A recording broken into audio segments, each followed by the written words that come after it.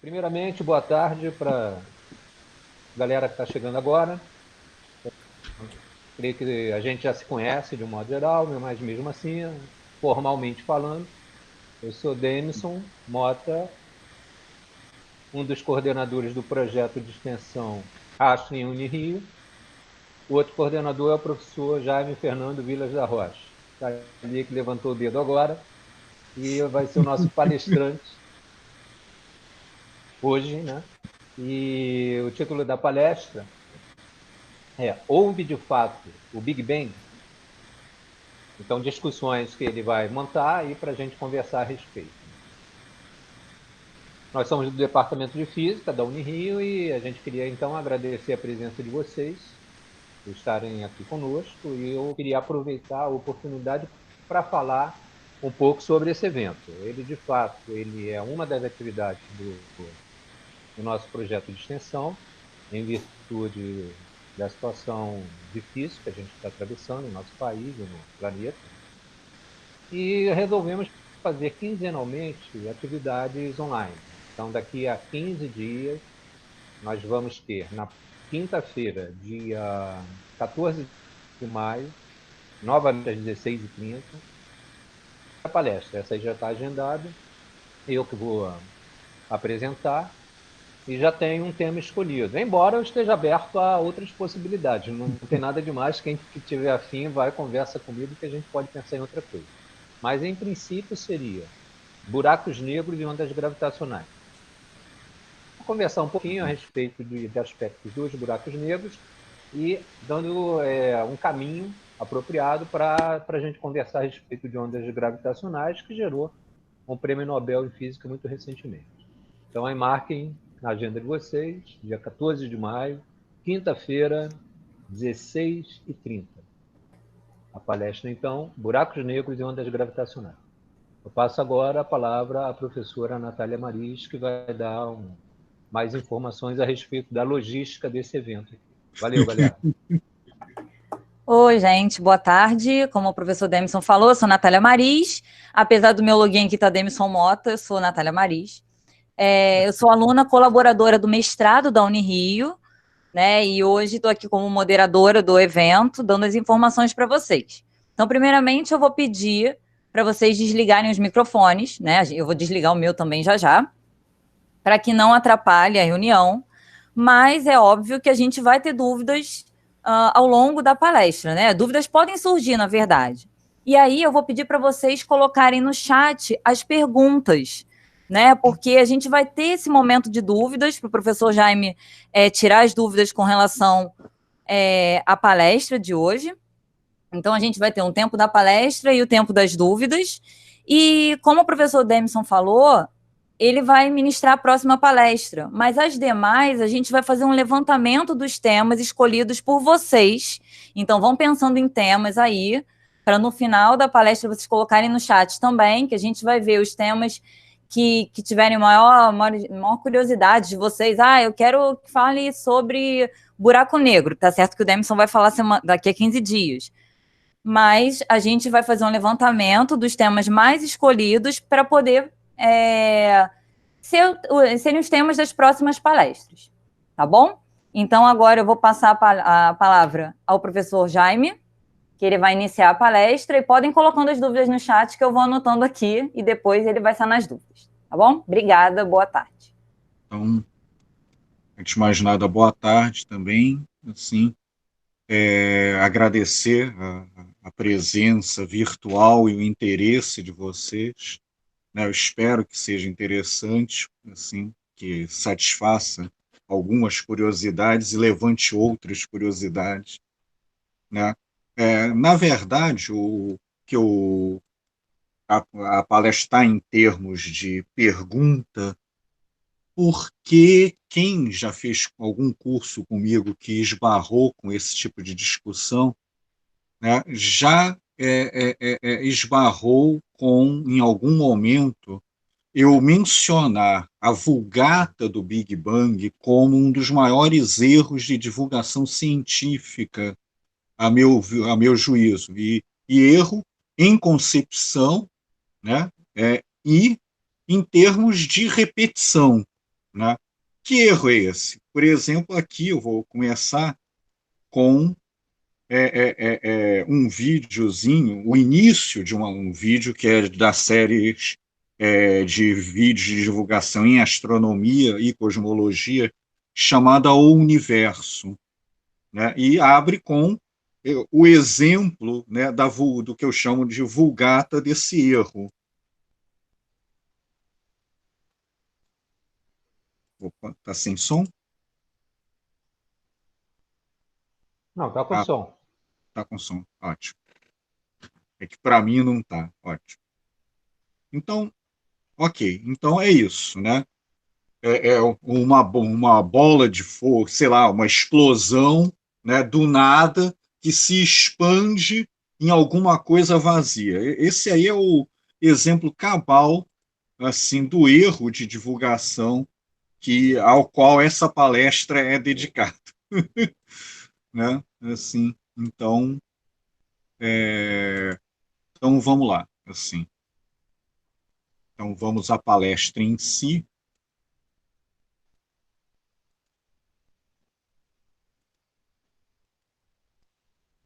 né? Então, eu vou utilizar exatamente o contraponto, né, entre essas duas coisas. Uma é a representação do que a gente pode apresentar sinteticamente em termos de realidade observacional e um pouco além dela, e se vai além dela com teoria, né? E do outro lado, né, essa mistificação, sei lá, esse erro de divulgação que fala de um ovo primordial, acontece uma expansão e a coisa se expande no vazio, né? É a forma mais grotesca que há do erro. Mas, né, eu vou refinar a apresentação do erro até poder contrapor a explicação desta figura aqui, que para mim, até hoje, é a figura mais sintética que eu conheço em termos de representação do que podemos apresentar em termos do que sabemos. Assim, então, né?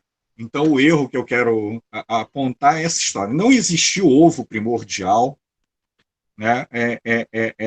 Não existiu explosão, mas sim, o universo está em expansão, mas essa expansão não é algo originário de um ovo que vai ocupando um espaço vazio, né? Ao contrário, né? O que nós temos é que, antes de mais nada, a informação astronômica básica é de que a informação astronômica se propaga à velocidade da luz e nós só chegamos até um determinado limite de observação porque nós temos um passado muito denso e muito quente. Então, nós sequer observamos todo o universo do qual nós fazemos parte, né? Mas nós procuramos, a partir do que nós conseguimos obter diretamente e construir com teoria, né, fazer um quadro no qual, antes de mais nada, nós estamos no centro, necessariamente, não porque ocupemos um lugar especial em termo para com o universo, mas é uma condição natural e intrínseca à nossa natureza de observadores do universo, né? Então, a informação nos chega, né, de todos os lugares. Então, nós estamos no centro, né, do nosso ponto de observação. E ao longo da palestra eu pretendo explicar, então, essa figura, né? Então, mas sim, né? Também eu vou esclarecer exatamente o momento de nascimento da expressão Big Bang, né? E, na verdade, é um trocadilho com o Big Bang, que é um dos relógios, né, públicos mais famosos do mundo, né? Não, o da Central é maior do que ele, por exemplo, e aí já temos uma torre na Ásia com um relógio maior ainda, né? Mas o Big Ben é esse relógio na parte norte do Palácio de Westminster, em Londres, né? E a torre, né, recebeu o nome de Torre Elizabeth II, ou Torre Elizabeth, em 2012, em virtude das bodas de diamante da Rainha Elizabeth II. Para quem não sabe, as bodas de diamante que ela celebrou em 2012 são 75 anos de casamento. Pois é, né? Então, e isso, né, para apontar um outro aspecto da coisa, né? Nós temos os nomes, né? Então, o Big Ben designa, né, um prédio, um relógio, etc., etc. Enquanto que o Big Bang se refere a uma metáfora, né, negativa originalmente sobre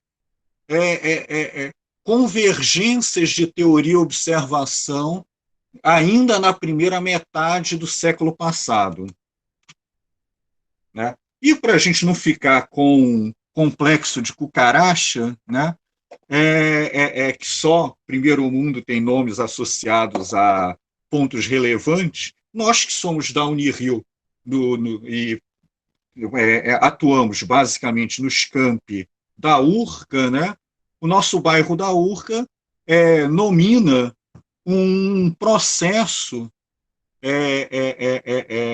em física de partículas, que é o processo Urca, né, batizado por um dos personagens que vai aparecer aqui, que é o Gamov, né, que estava trabalhando com o Mário Schemberg, e eles chegaram conjuntamente no processo Urca, mas o Gamov resolveu batizar o processo que eles descobriram de processo Urca. Por quê? Porque, na verdade, consiste em algo que eles compreenderam que deve acontecer em processos terminais de estrelas, quando, no processo de colapso, há uma produção imensa de neutrinos e, de uma hora para outra, a estrela perde com muito da sua energia interna em neutrinos.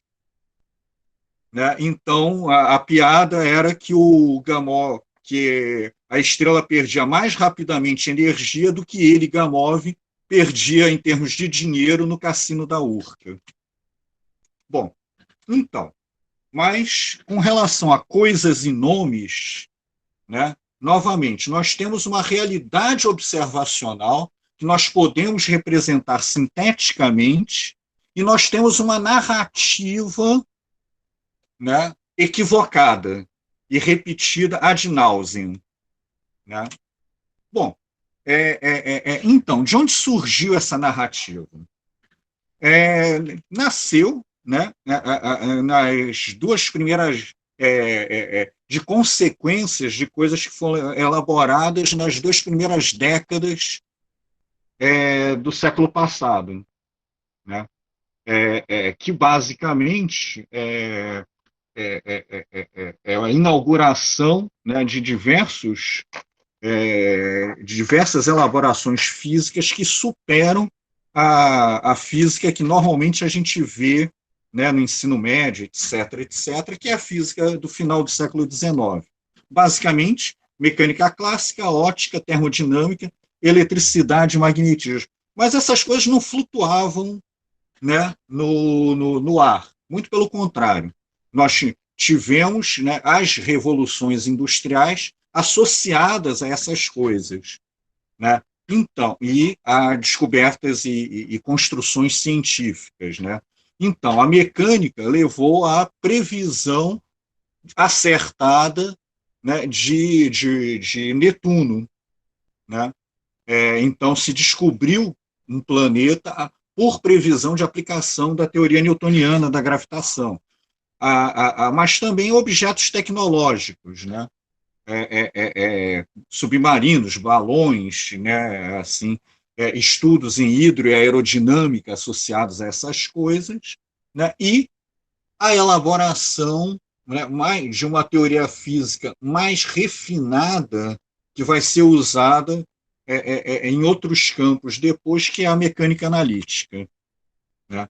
Além do mais, né, nos prosseguimentos, né, de ótica e acústica, a gente tem as experiências de difração e interferência, elaboração de teorias ondulatórias, né, a descoberta do espectro eletromagnético para além do visível, né, inicialmente o infravermelho e o ultravioleta, e né, refinar, né, dos formalismos de descrição disso, né? E, claro, também tecnologias derivadas, como fotografia, cinema e fonógrafo, né? Ou seja, aparelhos de som. Né? A primeira revolução industrial foi baseada na termodinâmica, que é basicamente a associação, né, da dinâmica com a termologia. Né? E foi elaborada no estudo de objetos tecnológicos, que são as máquinas térmicas, e acabou elaborando uma das ideias mais intricadas da física, que é a ideia de entropia. Né?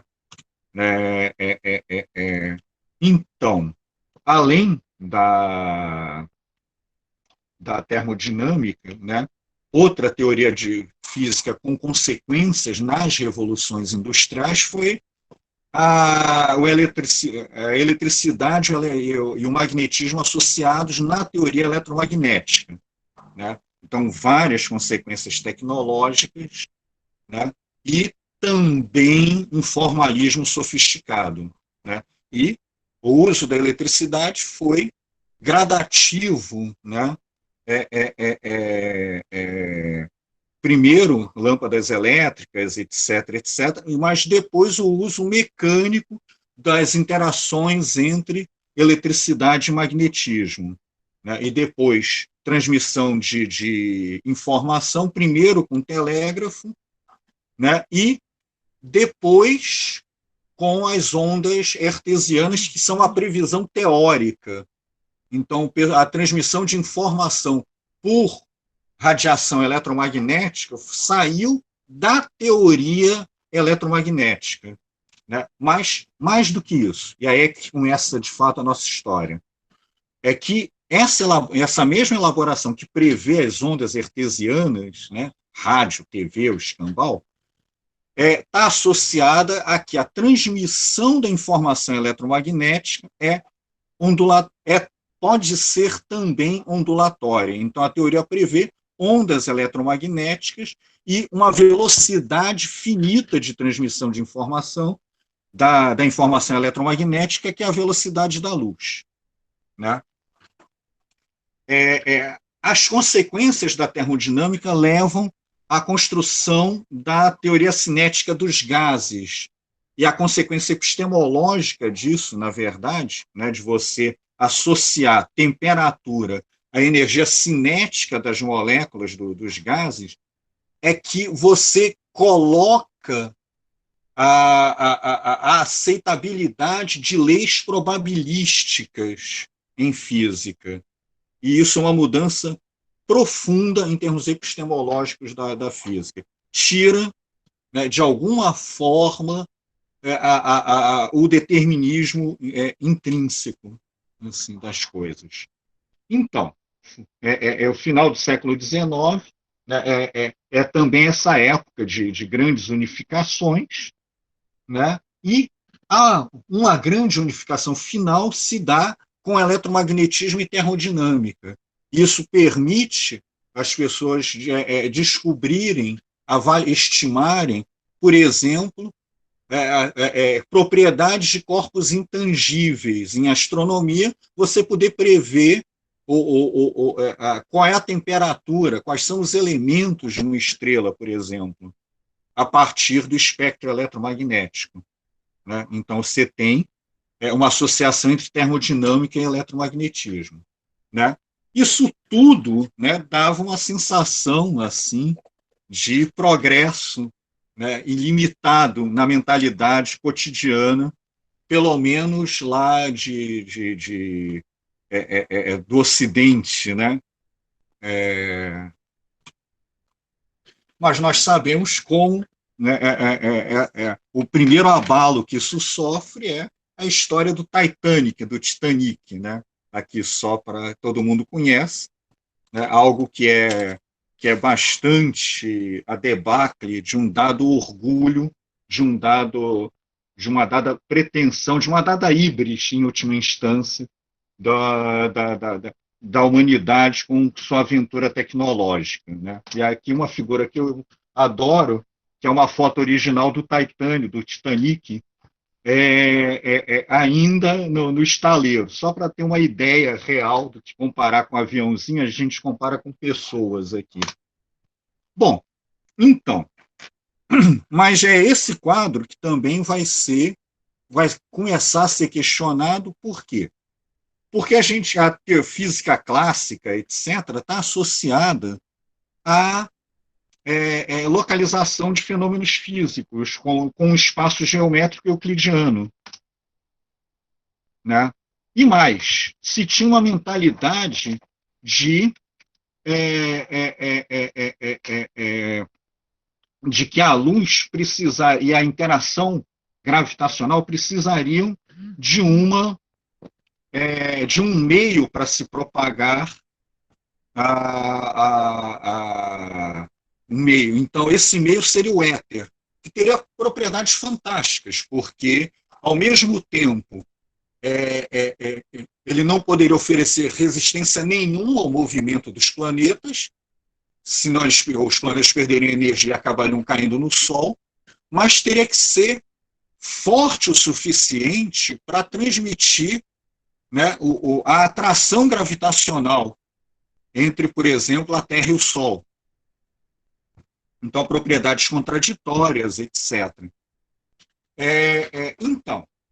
Só que, exatamente por suas propriedades, né, o éter deveria preencher o universo como um todo, né, seria estático e, portanto, seria o referencial perfeito para você saber o movimento absoluto das coisas.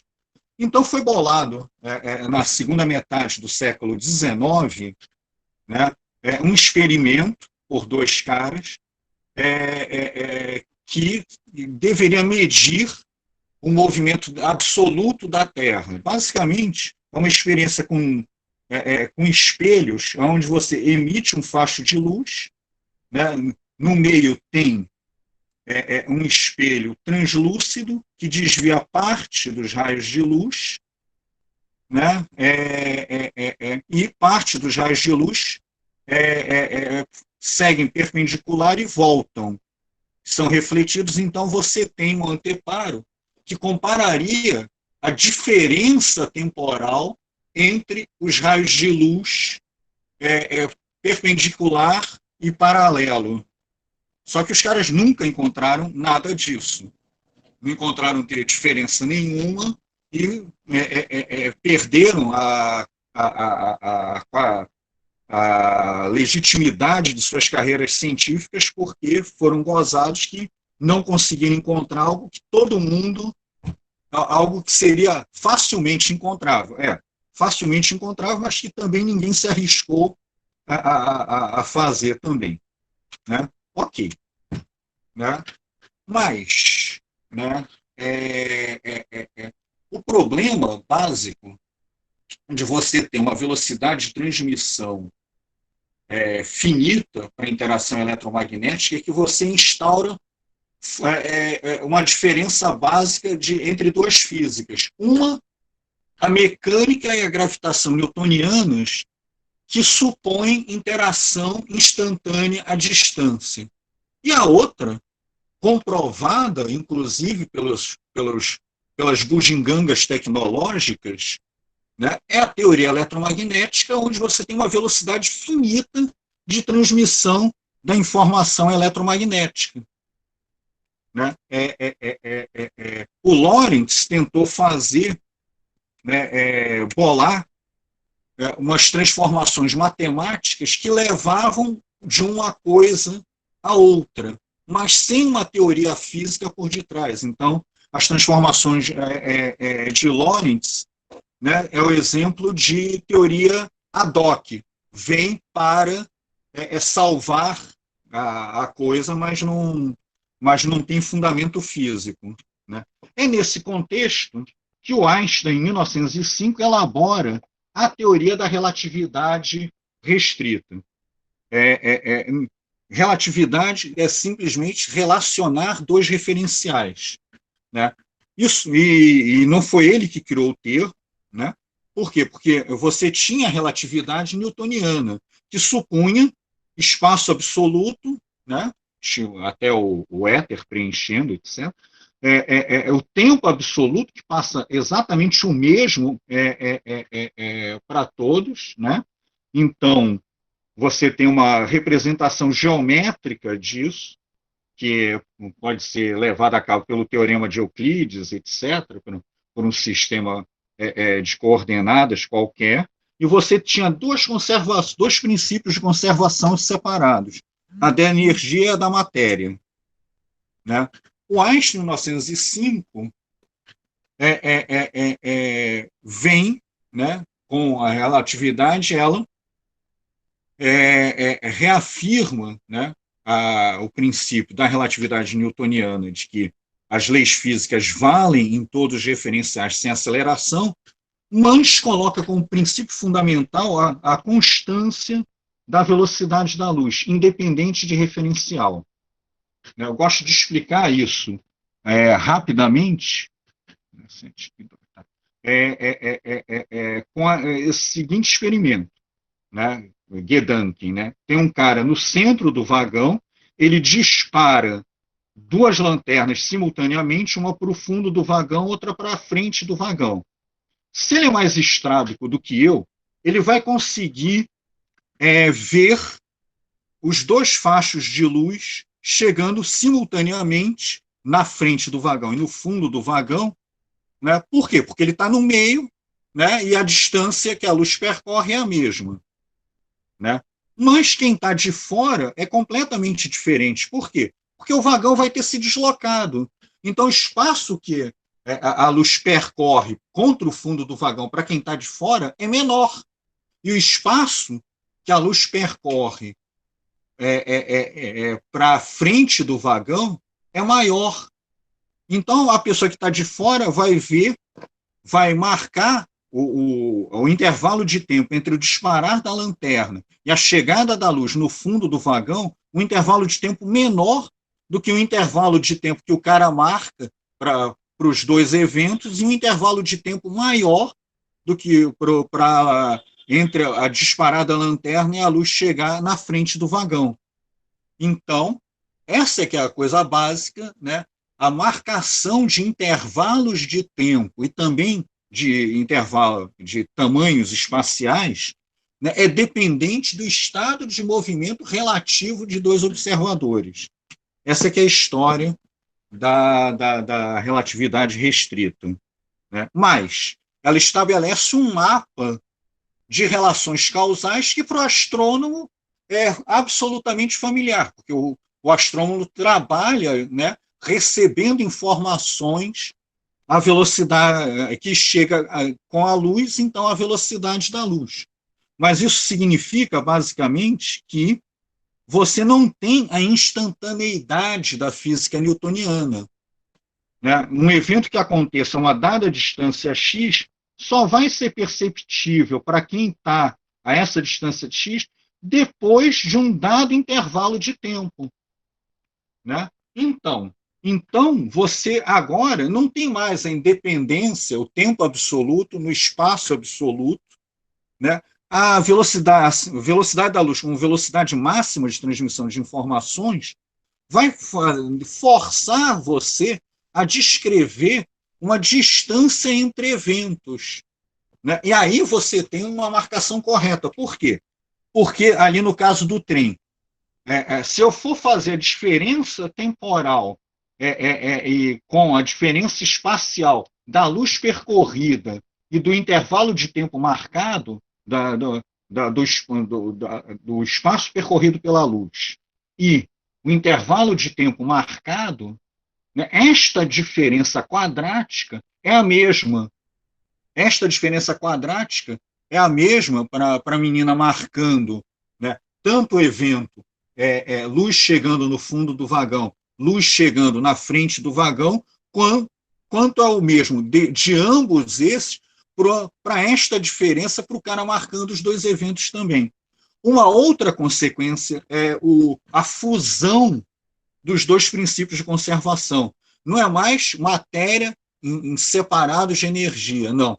Você tem um princípio de equivalência entre matéria e energia. Você pode destruir matéria e gerar energia, ou condensar energia e gerar matéria. Tá, ok, beleza, etc. Só que é o seguinte, e aí é que a partir do momento em que você ganhou legitimidade a relatividade restrita, a gravitação virou um problema. Por quê? Porque, por similaridade, a informação gravitacional deveria se propagar à velocidade da luz também, e não instantaneamente, que implica uma velocidade infinita, né? Por quê? Porque também na relatividade restrita você tem uma redução da mecânica a ter a velocidade da luz com a velocidade máxima possível. E instantaneidade implica adição infinita de velocidades. Então, a tarefa, a partir da relatividade restrita, era inserir a gravitação no quadro da relatividade restrita, ou a partir do quadro da relatividade restrita. Né? Ademais, você tinha um problema nas primeiras tentativas de modelos cosmológicos da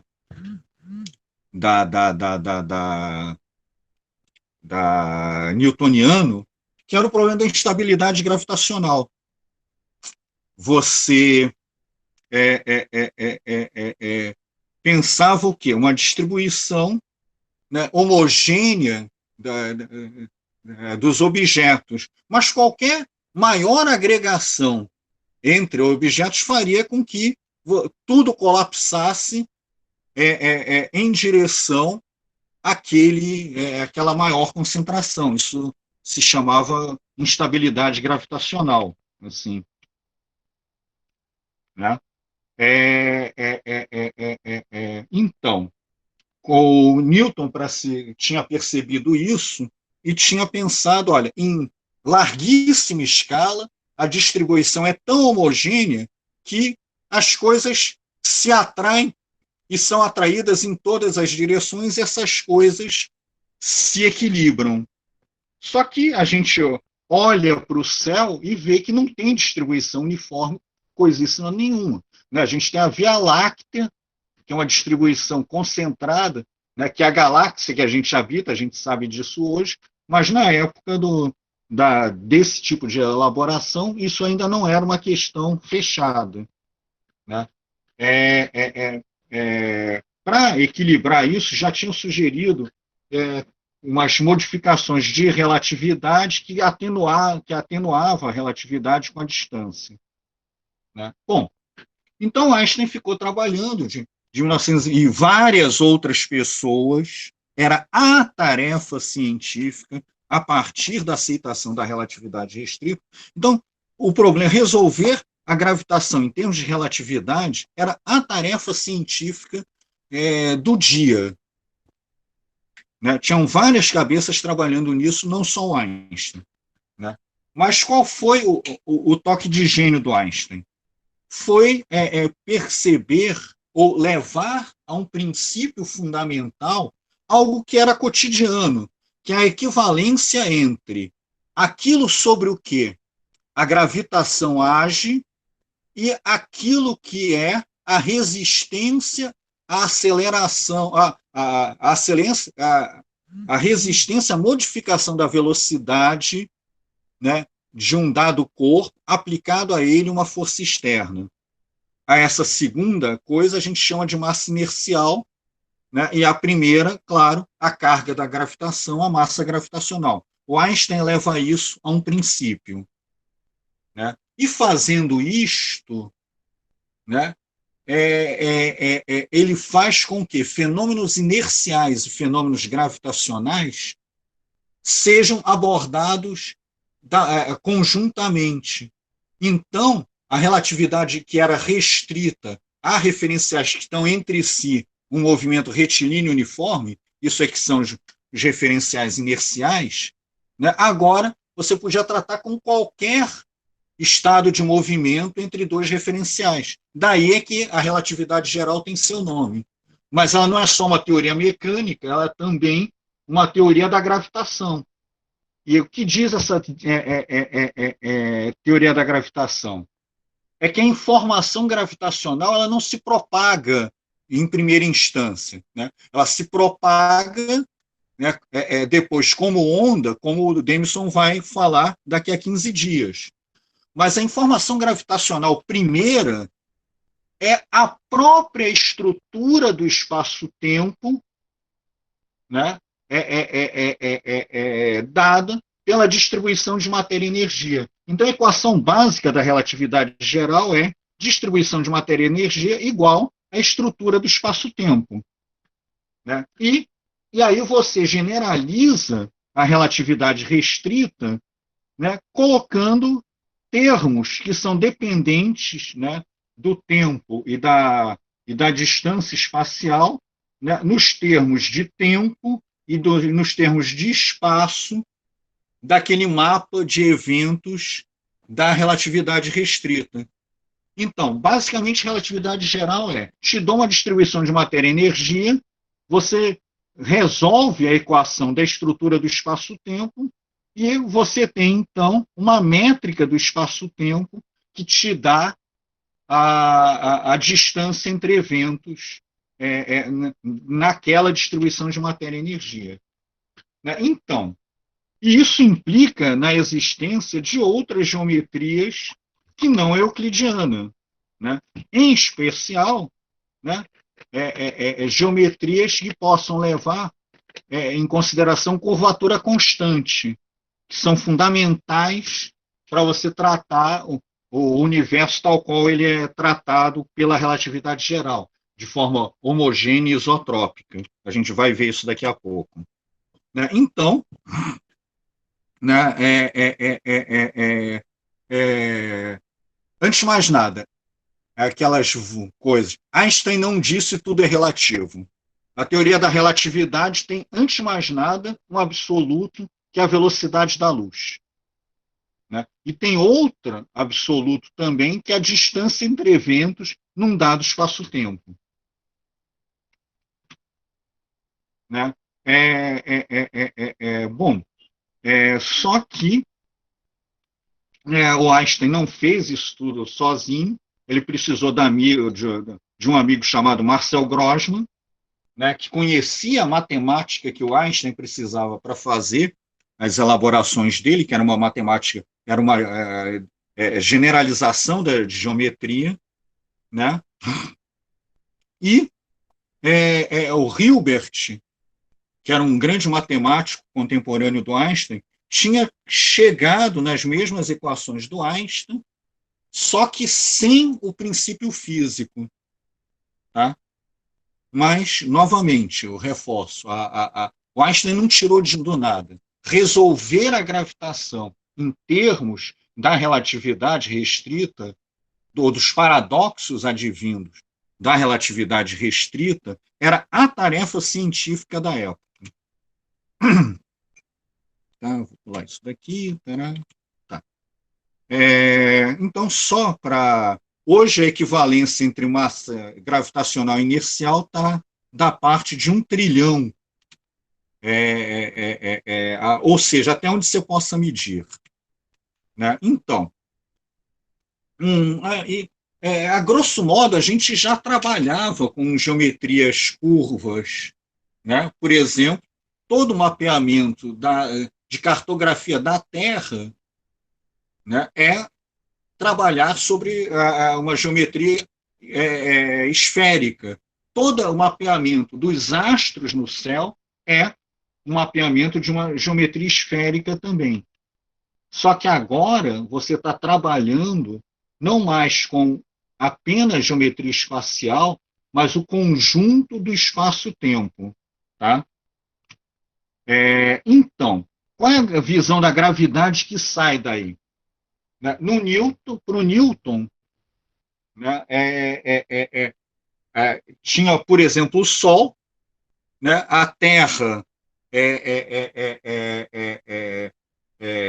mandava informação de onde estava, e qual era a massa dela e qual era a velocidade para o Sol. Essa informação chegava instantaneamente no Sol, e o Sol respondia instantaneamente qual era a alteração que a Terra deveria fazer no movimento dela. Né? Agora, na coisa da relatividade geral, não. A presença de matéria e energia do Sol distorce a estrutura do espaço-tempo ao redor dele, e o que a Terra vê como uma linha reta é uma trajetória curva, quase circular, ao redor do Sol. O quase é muito importante aqui. A gente vai ver isso daqui a pouco. Né? Então, o Einstein elaborou a sua relatividade geral em 1915. Em 1915, o mundo estava em guerra, Primeira Guerra Mundial, né? E existia um astrofísico que já tinha feito algumas coisinhas bastante interessantes, que era um nobre alemão, Karl von Schwarzschild, né? Que, na impossibilidade de levar um mini observatório para a frente russa da guerra, que é para onde ele foi deslocado, ele levou a teoria da relatividade geral.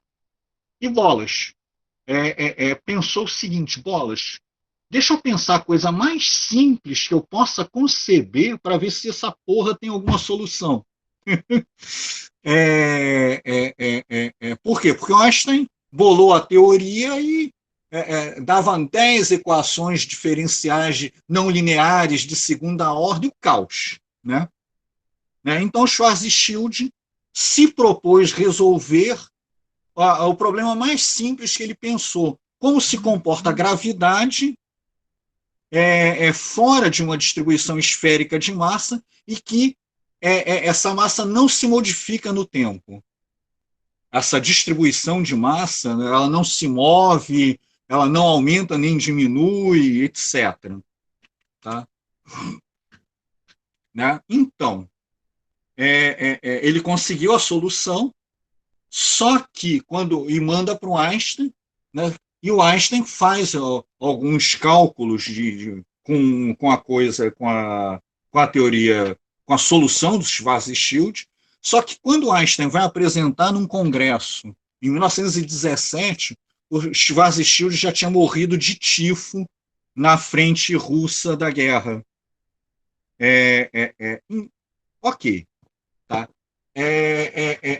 Tem 3, né, grandes sucessos da teoria. Eu vou apresentar rapidamente, né, 3, e, claro, mas a gente vai se centrar na discussão sobre expansão do universo para chegar em Big Bang. Tá? Ok. Era um problema secular, né, já observado, que Mercúrio não fazia uma órbita fechada ao redor do Sol. Ele fazia, para quem um espirografo, né? A órbita ia precessionando. Né? Com mecânica newtoniana, gravitação newtoniana, era necessário você ter um planeta mais interno que estivesse perturbando a órbita de Mercúrio. Né? Um dos caras que previu a posição de Netuno, e por isso ele foi observado, previu, calculou também e batizou esse suposto planeta, como diria o Moro, de Vulcano. Né? Só que nunca uma observação de Vulcano foi confirmada. Que não era nada demais, porque é difícil mesmo observar coisas na direção do Sol, próximas do Sol. Tá? Mas a teoria do Einstein, a relatividade geral, ela dispensava a existência de um planeta, mas ela previa que todos os planetas faziam uma precessão de órbita que nem Mercúrio, que de fato depois foi observado. Né? Mas o ponto ali é que eram duas teorias, e não é porque você não observou o vulcano que ele não existe.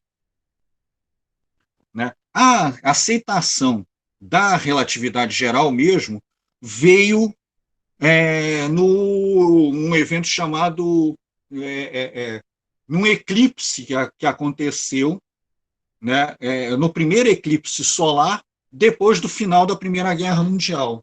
Né? Durante um eclipse, né, você tem a oportunidade do quê? De observar o desvio gravitacional que uma fonte, então, escura, uma forte e escura de massa, né, faz sobre objetos mais distantes. Então, se poderia comparar a estrelas no Sol, presentes no céu pelo Sol eclipsado, com estrelas, aquelas mesmas estrelas, né, sem a presença do Sol. E se houvesse alguma deflexão, você pode medir a deflexão e ver qual é a deflexão real. Assim. O negócio é que as teorias, elas, a gravitação newtoniana e a relatividade geral apontam para desvios diferentes. A relatividade geral prevê o dobro do desvio gravitacional newtoniano. Então, você tem um evento, duas teorias físicas, duas previsões distintas, né? Então, vamos à caça do evento, vamos medir e ver quem está certo. Claro, são 4 resultados possíveis. Não ter desvio nenhum, e aí os dois estariam errados, né? Seu desvio newtoniano, seu desvio da relatividade geral e ser um outro desvio bem diferente dos dois. E aí todo mundo estaria errado. Né? Mas o resultado, né, E quem calculou isso não foi o Newton, né? O desvio gravitacional newtoniano da luz, foi pelo Georg von Zoldner, também no século XIX. Tá? De qualquer forma, você tinha a previsão. Né? Então, o primeiro eclipse, né, ocorreu em 29 de maio de 1919. Então, ano passado foram os 100 anos do eclipse e 100 anos da aceitação da relatividade geral. Por quê? Porque você tinha a possibilidade de comparação direta entre a relatividade geral e a gravitação newtoniana. Ok. Então, só que um eclipse solar, ele não acontece, ele não é visível de toda a superfície terrestre. Né? Como ele é a projeção do cone de sombra da Lua sobre a Terra, ele acontece numa região, ele é observável sempre numa região bastante restrita, né? Onde a sombra da Lua é projetada.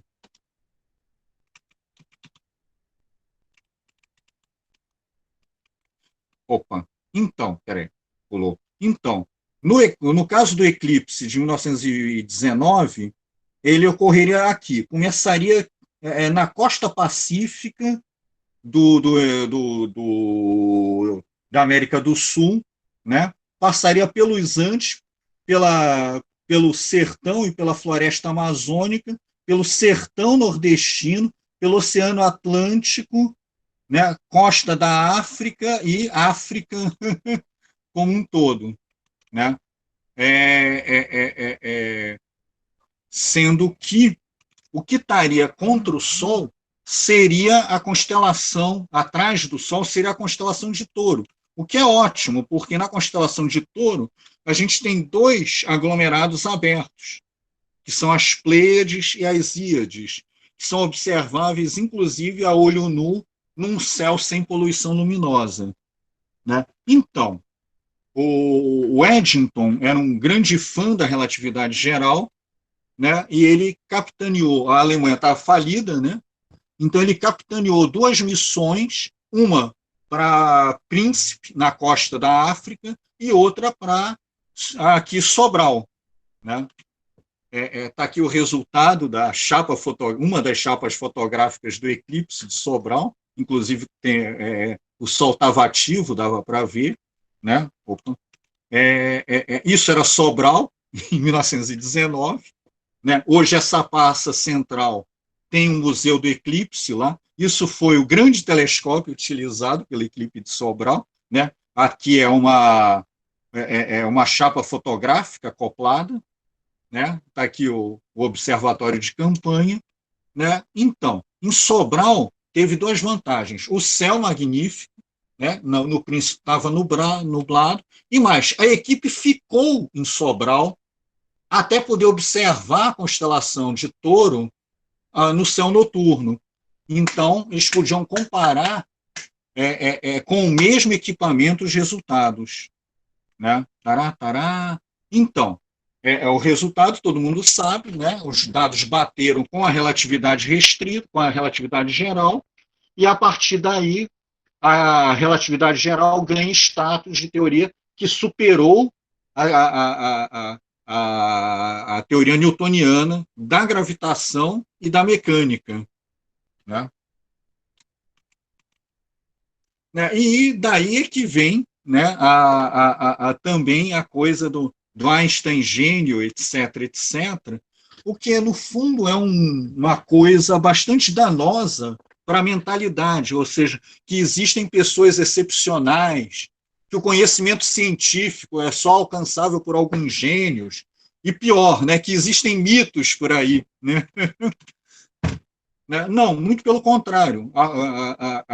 Existiam caras que estavam trabalhando e a própria relatividade restrita nada mais foi do que embeber de significado físico as transformações de Lorentz, por exemplo. Né? Tá. Bom, então, feito isso, o Einstein, em 1919, ele vai tentar fazer um modelo para o universo como um todo, o tal do universo de Einstein. Ele parte para a coisa infinito, né, estático, etc., etc. Ele achava que a relatividade resolveria aquele problema da instabilidade newtoniana, só que não, né? Então ele acrescentou uma constante nas equações para contrabalançar a atração gravitacional, uma constante de repulsão, né? Ok. Só que rolou a bola, o pessoal rola também, né? O primeiro a trabalhar um modelo alternativo ao universo de Einstein é o De Sitter. Só que ele trabalha com o universo evoluindo no tempo, só que sem matéria. Né? E na década de 20, né, que começa a nossa história de Big Bang, na verdade. Né? Por quê? Porque um matemático russo, né, de sobrenome Alexander Friedman, elabora métricas, né, do universo, né, não estático, evoluindo no tempo. Né? E o Lemaitre se apropria dessa ideia e lança a ideia que seria, ou seja, se evoluiu no tempo, se evolui no tempo, pode ter tido num passado finito no tempo, uma origem pontual. Mas essa origem pontual que é o problema da coisa, e que vai levar ao erro de interpretação. Bom, e aí, esse é o lado da teoria. Agora vamos rapidamente para o lado observacional. Esse distinto rapaz aí, o Vesto Melvin Slipher, né, em 1912, ele nota uma coisa estranha. Ele nota que a maior parte das galáxias que não se sabia que era galáxia ainda, das nebulosas, né, estavam tendo um desvio para o vermelho. Isso significa basicamente que, ao você observar linhas espectrais no espectro, aquelas linhas andavam ou na direção do vermelho, isso significa que o objeto está se afastando de você, ou em direção ao azul, e aí o objeto está se aproximando. É tipo onda sonora, né? Se o negócio é tipo carro, né? In, se aproximando, vai para o agudo. O on, né, vai para o grave. É a mesma coisa em termos de espectro eletromagnético. O Schlifer identificou aquilo, né, primeiro em 1912, né,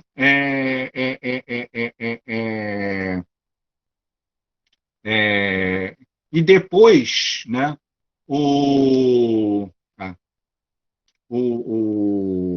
Hubble, em 1929, vai interpretar aquela coisa do Schlifer, né, com mais dados, etc., etc., de que é o universo como um todo que está em expansão. Né? Então, é uma interpretação, né, com mais dados de algo que o Schlifer já tinha descoberto, né, de que os objetos estão se afastando da gente. Né? Então, está ali. Né, depois o Schlifer tinha feito ainda um outro trabalho mais detalhado em 1917, né, que foi a base para o Hubble em 1929. Ok.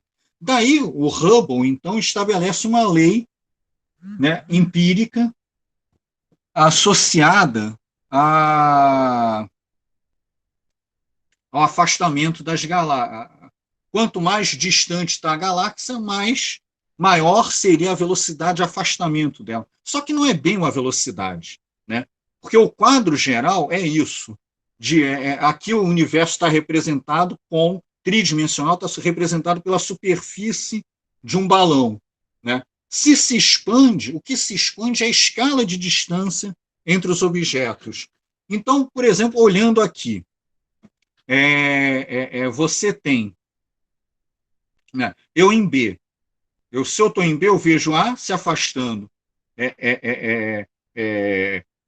com menos V, numa direção que eu estabeleci lá com o meu sistema de referência, e C, que está à mesma distância de A, só que na direção oposta, com a velocidade V.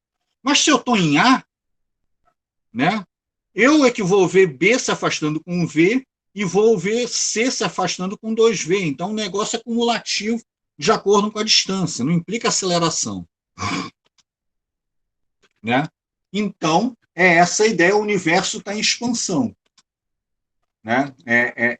Então, e aí começa, houve, né, uma vez, então, já citado George Gamow, né, um debate contra o Fred Hoyle. Né? Por quê? Se o universo está se expandindo, ontem ele era menor, anteontem era menor ainda, antes de anteontem era menor, etc.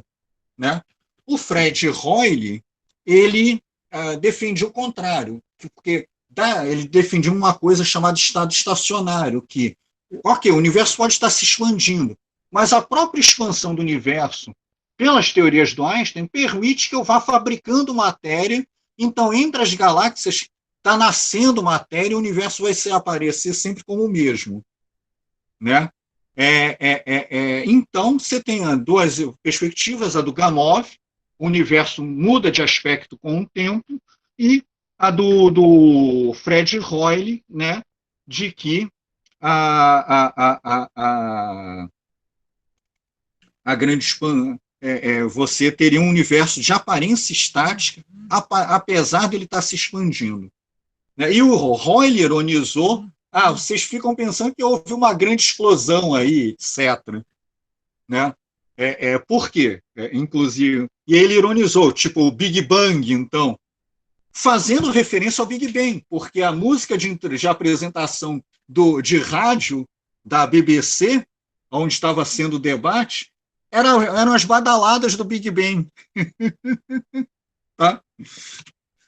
Então, daí a gente tem, né, voltando para trás, a história do ovo primordial com relação ao Big Bang. E aqui já dá para ver que,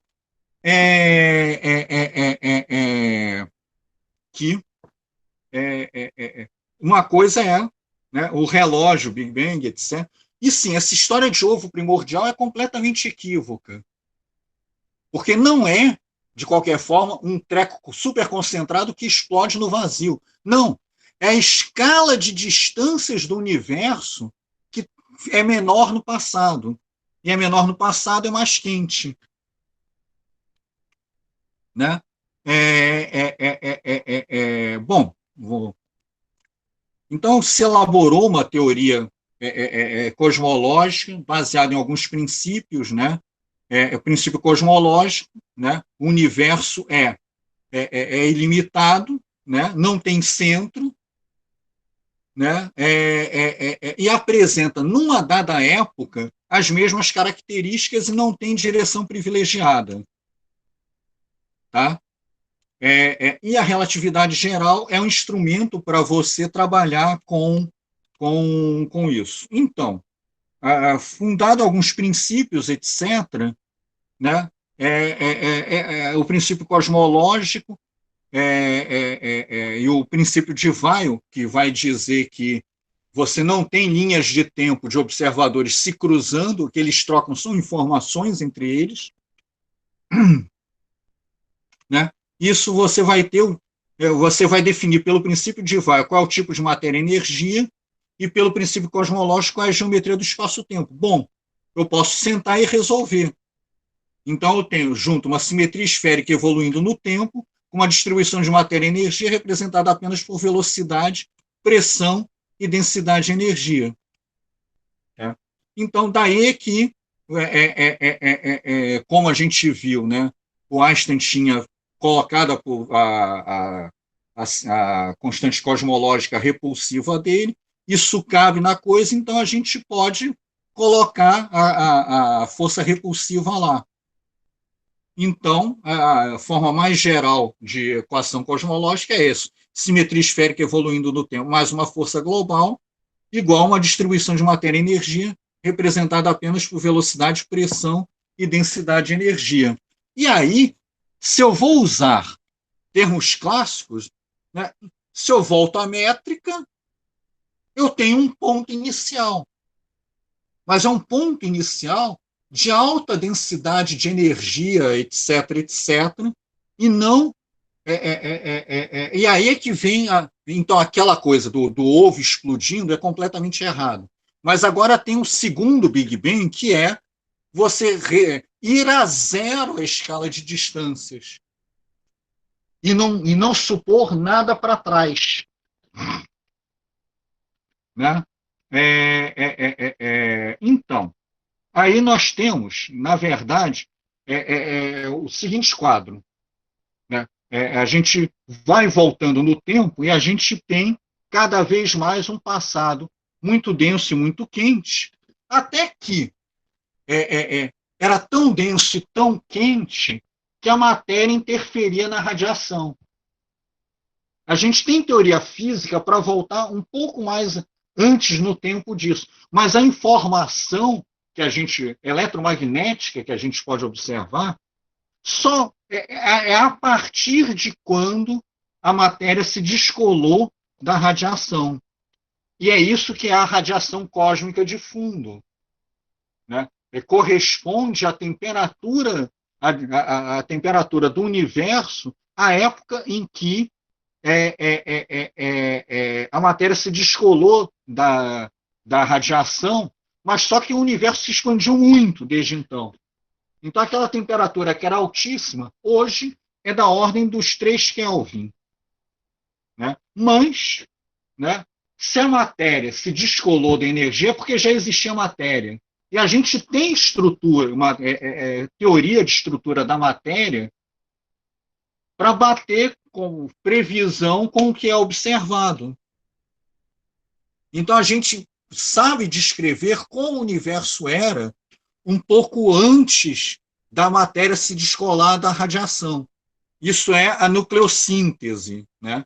Então, a radiação cósmica de fundo foi descoberta acidentalmente pelo Arno Penzias e Robert Wilson, em 1965. Foi completamente acidental, eles eram funcionários da Bell, estavam simplesmente querendo se livrar daquela radiação, daquele ruído que eles não conseguiam se livrar, né? E em 1978 foi lançado o COBE, né?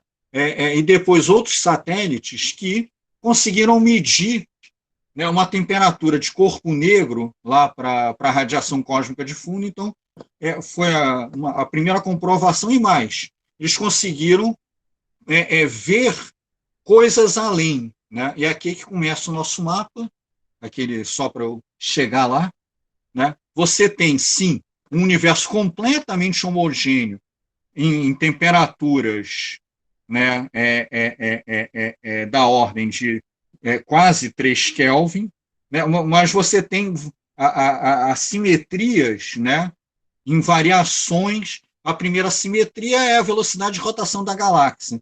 E, finalmente, numa escala 5 vezes menor, a gente tem variações de flutuação de temperatura. Né? Não vou me deter. Então, a gente tem um mapa das anisotropias, e isso foi melhorado depois pelo Wilkinson. Eu também vou pular a parte de matéria escura aqui, né? Mas essas anisotropias são fundamentais para formação de estruturas, tá? Então, o mapa com Wilkinson é esse daqui, perdão, tá? De retirada da galáxia, né? Mapa de anisotropias, né, com maiores e menores concentrações de forma completamente aleatória. Então, isso é que vai formar grandes vazios e filamentos, etc., que é a estrutura em larga escala do universo. Tá?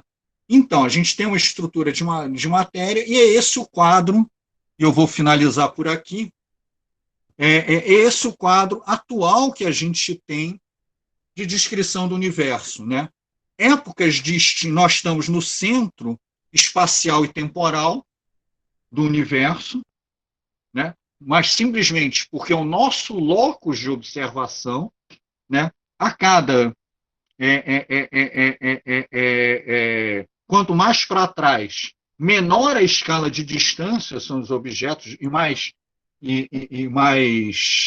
novos eles são, até que você tem um momento de formação das estruturas, e antes disso você tem um mar, né? A última coisa que a gente consegue observar diretamente é a radiação cósmica de fundo, mas a gente ainda tem teoria para narrar o que aconteceu um pouco antes da matéria se descolar da radiação, com a teoria dos quarks, que diz como, né, a matéria é formada, como os prótons, como os nêutrons, etc., são formados. Então, quando a gente chega no mar de quarks, cessam as nossas possibilidades de descrever o que aconteceu antes. E é esse o mito final contra o qual eu também pelejo, que é o seguinte: não é porque cessam as nossas possibilidades de narrar que veio antes que a coisa começou ali. E é a postura da maior parte dos cosmólogos observacionais e teóricos, que ali teria começado o espaço, o tempo, a matéria, como narrou o negócio lá. Não. O que cessa é a nossa possibilidade de descrever um passado mais pretérito do que o mar de quarks. Não houve criação, não houve nada. A gente só sabe descrever a evolução de um universo em expansão a partir de um mar de quarks. Ponto. Finalizei. Agora eu abro para perguntas. Desculpe se eu foi um pouco mais prolixo e extenso do que planejava, assim. Jaime, deixa eu falar aqui, Natália aqui, de volta. Sim, sim. Eu acho que eu te conheço há muitos anos, eu acho que eu nunca te falei isso, Ah, mas eu gosto muito, gente, quem não sabe, o Jaime, dentre várias formações do Jaime, ele é formado em História, e eu gosto muito dessa abordagem que ele faz da história com a física, e vai linkando as coisas, então eu te conheço há mais de 10 anos, Jaime, e eu acho que é a primeira vez que eu te falo isso, que eu adoro essa sua abordagem, fazendo essa relação com a história, eu acho fantástico, porque não é a física só perdida, não é só a história, é justamente esse link que algumas pessoas que não são da área vão percebendo, né? Vão tendo essa percepção que as coisas são complementares, na verdade, né? Tudo sim. tem um momento histórico e eu curto muito, gosto muito dessa abordagem que você faz. Era isso, então muito obrigada por essa abordagem que acrescenta muito, principalmente a mim, né, que não sou muito boa em história, mas isso a gente deixa para lá. Eu vou fazer uma coisa diferente aqui, que eu combinei com o Demison enquanto você estava fazendo a palestra. Claro. Assim. Somos 17 pessoas, então eu acho que nós podemos abrir os microfones para quem tiver Perfeito. alguma dúvida, tipo uma mesa redonda, vamos fazer uma mesa redonda. Perfeito. Ótimo, ótimo. E Deixa aí, eu tirar isso daqui, que eu acho que... temos aí a galera do mestrado participando também. Não, vou deixar isso aqui porque pode querer tirar dúvida, né, de alguma coisa do slide. Vou deixar. Tá, tudo bem. Bom. Isso. Vai, Demison. Eu? Quebra o clima aí de dúvida. A galera aí, então, Não, podem ligar os microfones, tá? eu prefiro ouvir as pessoas, dar o algum ideal... feedback sobre... E ficar me ouvindo, né, Jaime? Obrigado. A sua voz eu já conheço. Ó, a Álvaro apareceu aí, galera do mestrado, gente que trabalha comigo, outros professores, então, galera da biologia também. Eu prefiro aguardar para fazer minha pergunta. Ô, Jaime. Não é propriamente uma pergunta. Álvaro, vai lá. Ô, Jaime, você, nesse seu comentário, onde é que você situa a tal partícula de Deus que eles falam aí? Pois eu não quis entrar em detalhe, assim. Então, porque a partícula... na verdade, partícula de Deus é coisa de mídia brasileira, tá? Sim, isso eu sei. Partícula Deus. Por quê? Porque é ela que gera a massa, o efeito de massa das coisas. Então, se isso não existisse, né, a gente não estava aqui, não existiria matéria, etc, etc. Né? Então, ela tem um papel fundamental ali, exatamente naquele intervalo entre o que a gente sabe, no qual a gente sabe narrar, mas não consegue observar. Porque é ali que está sendo... houve o processo de nucleossíntese, que basicamente foi a geração de hidrogênio e hélio. E qual é o sucesso da teoria?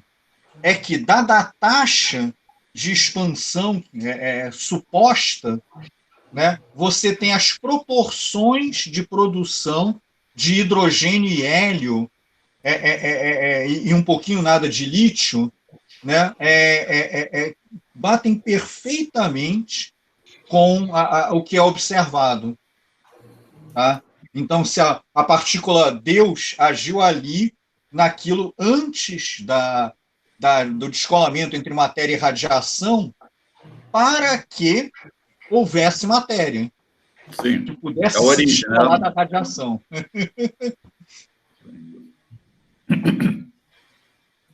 Olha, eu posso interromper um instante? Claro, não, já encerrei.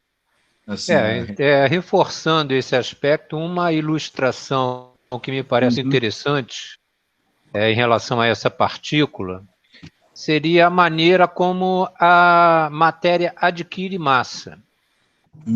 Então, já houve uma ilustração no sentido que essa partícula geraria um campo que a gente poderia pensar numa coisa assim, uma imagem, né?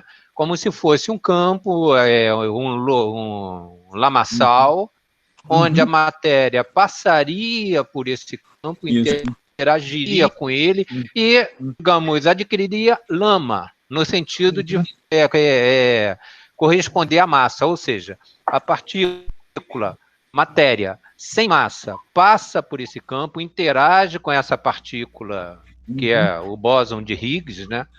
Então, interage com ela e adquire massa. Passando outra vez, à medida que passa e interage várias vezes, vai adquirindo massas diferentes.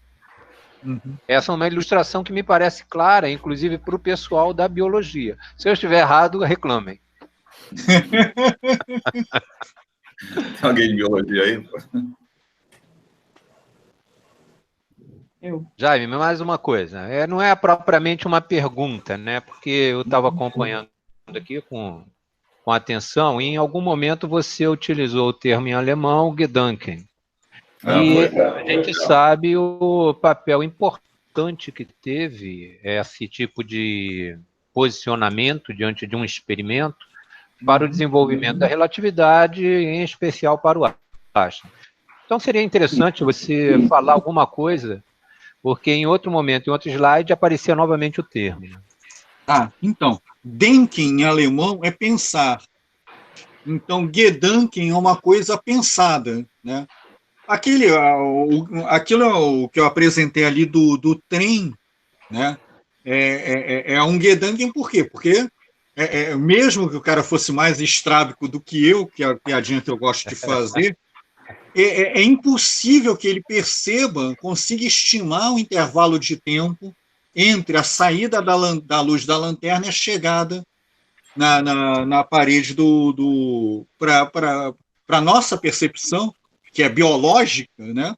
Isso é impossível, dada a velocidade da luz, né? Mas é aquela coisa, Gedanken, né?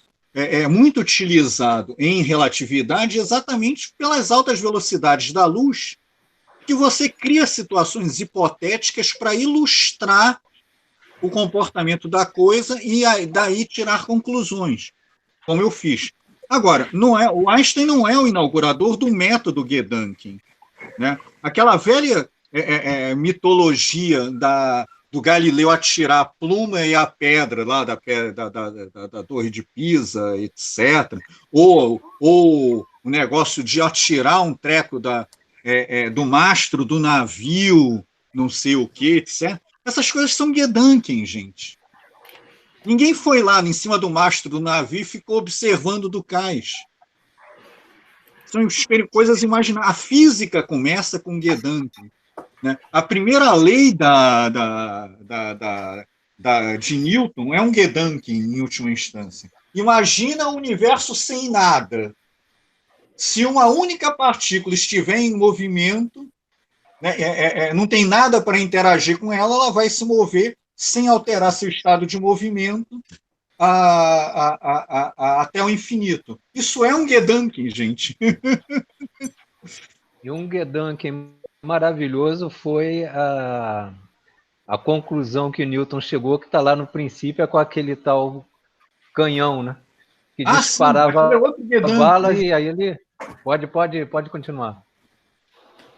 Para explicar para a galera como é que é esse... Então, o que o Denison está se referindo é um Gedanken do Newton para explicar o lançamento em órbita.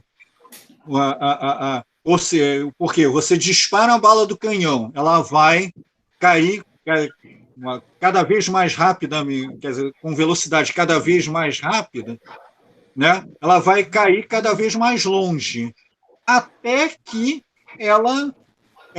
a distância é tão grande que é maior do que o semidiâmetro da Terra. E a partir daí ela entra em órbita. É um Gedanken lá do Newton. Assim, ou seja, a Lua pode ser comparada com uma bala de canhão. Pois é, isso aí um físico diria, entendeu? Desculpa. Mas por quê? Porque não leva em conta o processo de formação do sistema Terra-Lua como um todo. A Lua não foi lançada, né? Quer dizer, até foi devido à colisão, mas isso é outro papo. Assim, foi lançado, né, a partir da Terra, a partir da colisão com Theia, foi um material, né, da crosta terrestre que entrou em órbita e acabou se aglutinando e formando a Lua. Tá. Mas é legal. Assim, a física, então, fechando, né? Dennking, Gedanken, a física é feita à base de Gedanken e, muito provavelmente, não só a física. Mais perguntas? Pois não? Não, foi eu que falei. Eu ia falar para ele que não só a física, será que ele está comprometendo a história? Ó, ele pode falar com propriedade aí. Não, uma observação que eu faria, né? Você falou no negócio de cosmologia é, antes de mais nada, uma ciência histórica e arqueológica. Como é a biologia? A biologia é uma ciência histórica e arqueológica. Por quê? Porque resgatam trajetórias únicas de fatos acontecidos. Então, eu vejo uma similaridade epistemológica entre... inclusive, eu já orientei um cara, pelo menos, em iniciação científica sobre isso. Os paralelos epistemológicos entre cosmologia, evolução e história. São todas sem história, claro, mas evolução e cosmologia são ciências arqueológicas e históricas. E isso que essa coisa de comparar uma previsão, né, de física de partículas com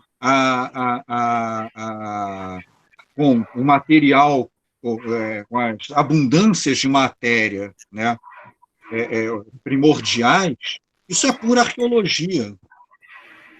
As abundâncias primordiais são resquícios arqueológicos de um passado muito denso e muito quente que a gente teve.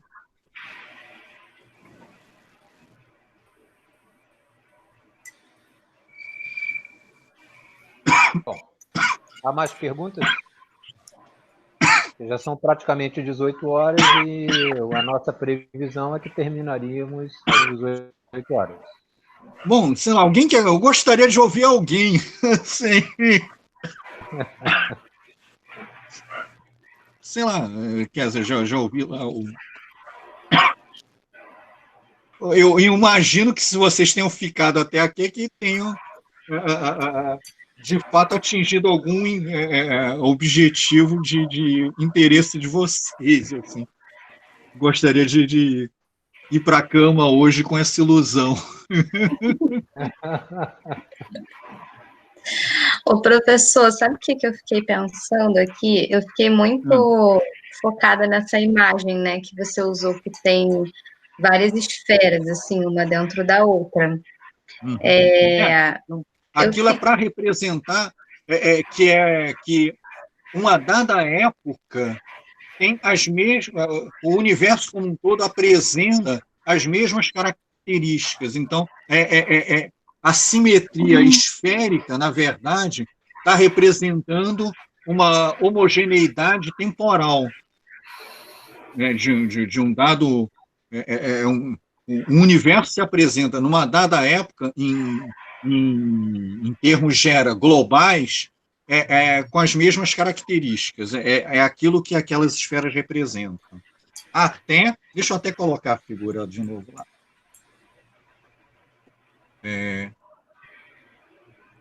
Essa aí. Isso, Quando você fala que o universo está em constante expansão, parece que minha cabeça assim, entra em surto. Eu fico pensando assim, expansão para onde? O que o espaço que ele expandiu... Não, pois é, não tem um para onde.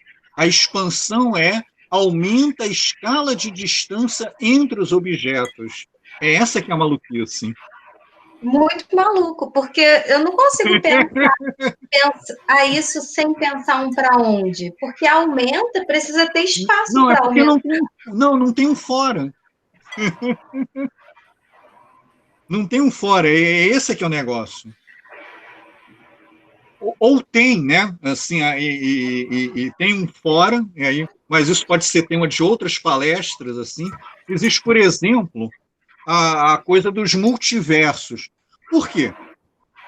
Porque isso é outra discussão, etc., que seria muito legal trazer para cá, que é o ajuste fino entre as leis da física e a nossa possibilidade e a possibilidade de emergência de complexidade. Esse ajuste é tão fino que muita gente... Lembra que eu falei do negócio lá que a termodinâmica trouxe, acabou trazendo a aceitabilidade de leis estatísticas para o seio da física? Então, se você aplica assim, por efeito de lógica, olha, isso aqui é muito improvável de acontecer. Então você fica imaginando que um tempo passado, né, processos similares aconteceram e não resultaram nas condições de possibilidade da gente estar aqui. Ou existem infinitos universos num substrato maior que os encerra, né, a ponto de aqui emergir contra todas as probabilidades, né, um ajuste fino de condições que complexidade possa emergir e a gente está aqui. Então, se há um fora, muito provavelmente é um fora onde sempre existiram e sempre hão de existir infinitos universos, cada um com suas leis físicas. Essa é a discussão de multiversos.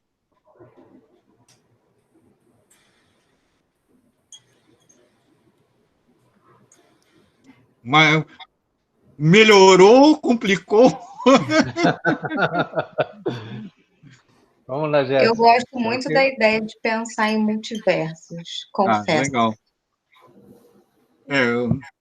Eu também, assim. Inclusive, é um negócio, né? Pensar em infinidade de multiversos nos leva à questão do eterno retorno, né? Ou seja, num tempo infinito, vão se reunir todas as condições para a gente repetir essa palestra com a gente, inclusive.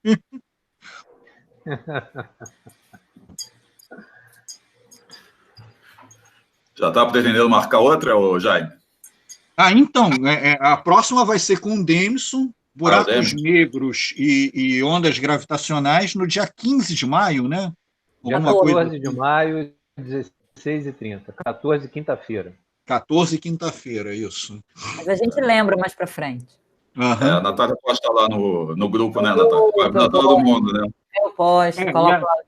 E a gente pretende, né, até a gente sair do enclausuramento necessário, né, produzir isso, e a gente já tem mais pessoas em mente. Isso aqui foi um primeiro rolar de bola, entendeu?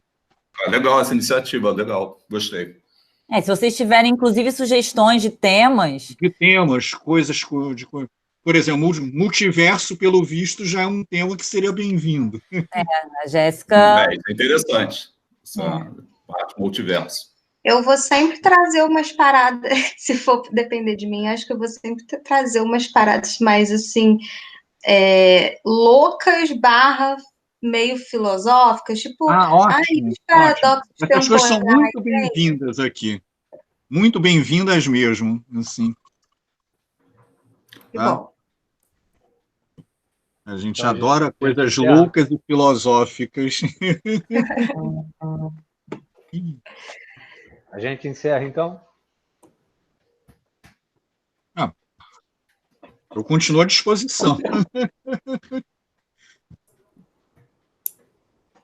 Já me pediram em off aqui até os slides. Ele vai disponibilizar os slides? Já perguntaram. Isso foi filmado? Tá, né? Tá gravando. Tá gravado. Vamos para lá. Tá. Assim, A gente eu posso vê. produzir um PDF, assim, Pode ser. porque eu tenho. Mas aí é o seguinte, eu vou fazer um PDF das coisas que eu efetivamente apresentei. Sim, é Né? melhor. Para dar umas aceleradas, aí eu faço um PDF do que eu efetivamente trabalhei aqui.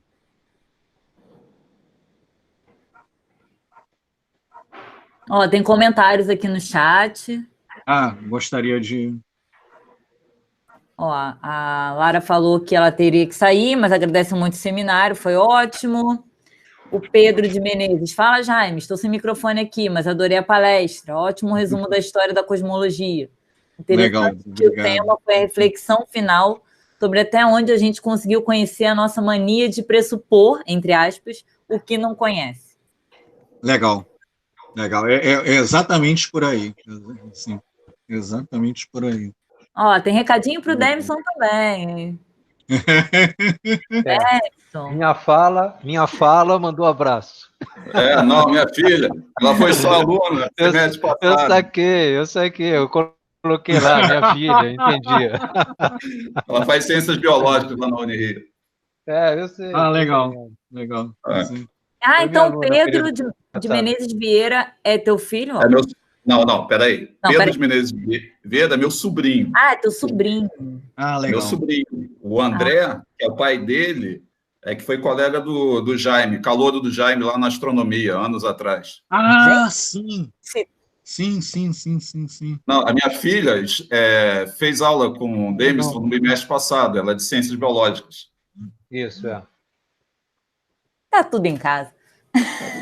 Um abraço lá para o André. Eu sempre achei uma pessoa bastante simpática, assim. A Lara, que saiu, é de matemática. A Jéssica, que está aí com a gente, já é formada, acho que já tem uns 3 anos, Jéssica? Eu formei em 2016. Então, legal. Quase isso, né? Eu sou de ciências ambientais, mas atualmente eu sou da psicologia. Que legal. Muito maneiro. Fez psicologia, está fazendo na própria Unirio psicologia? Tem psicologia? Não, eu moro em Belo Horizonte agora. Tá. Essa para mim é nova, não sabia. Você não sabia, não? Eu me mudei em 2018. Não sabia. Tá, não sabia, estava por fora. Legal, tem a galera de matemática, da biologia, o Elf comentou. Show a palestra, você agora para escrever a dissertação. Aí, Jaime. Por favor, volta lá. Uma tal dissertação que ele colocou. O Elf orientando do Jaime.